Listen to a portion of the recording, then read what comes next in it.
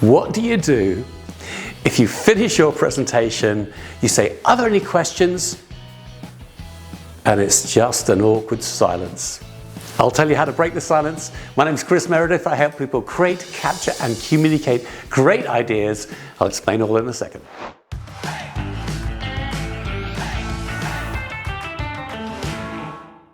So you've made your point, your story's been told, and you say that phrase, "Are there any questions?"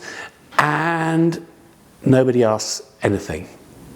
And you know inside that doesn't mean that there aren't any questions. It's just that nobody has kind of been brave enough to put their hand up and say, "Yeah, I've got a question." And the damage that does is awful, because it means you don't know if your message has been understood and received by the audience. So it's vital that you do get questions.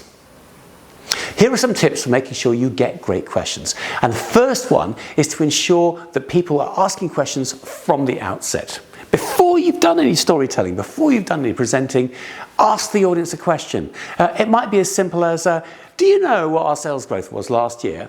Anyone think it was over 10%? Whatever it might be. Some easy like question that gets people going, there's an interaction going on here. During your presentation, you might pause and say, anybody notice something unusual in that chart I've just put up? Something that forces an answer. I bet you noticed it. It was this, You're getting a question and answer vibe going. Then you come to the end.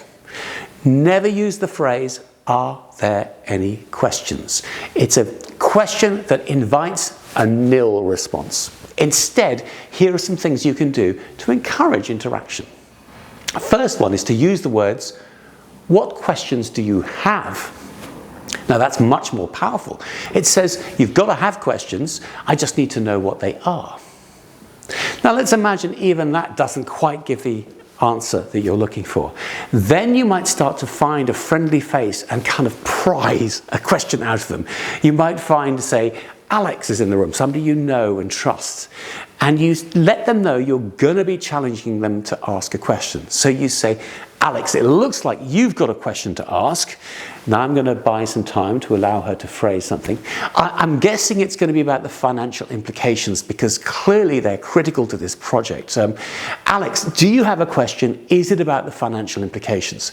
A real soft ball. So Alex can say, "Yeah, actually, I wasn't sure what you meant when you said ROI," or whatever it might be. "Thanks for asking that." Evaluate, respond. That's the way you get the ice broken. And the last technique I have, which is for groups that might feel a bit shy, a bit awkward, perhaps they're a very different background to you, perhaps you don't know them well. You might say, "I want to hear some questions from the audience, but to help you digest what I've just said, just chat to somebody next to you for a couple of minutes and think of a question between you, and then I want you to ask some questions." So you give them a 2-minute break, quieten the room down again, say, "Now, what questions have you got? Now I want to hear what you've got." Those are my techniques for ensuring you avoid that awkward silence, for ensuring you do get dialogue rather than monologue. Questions are your best friend.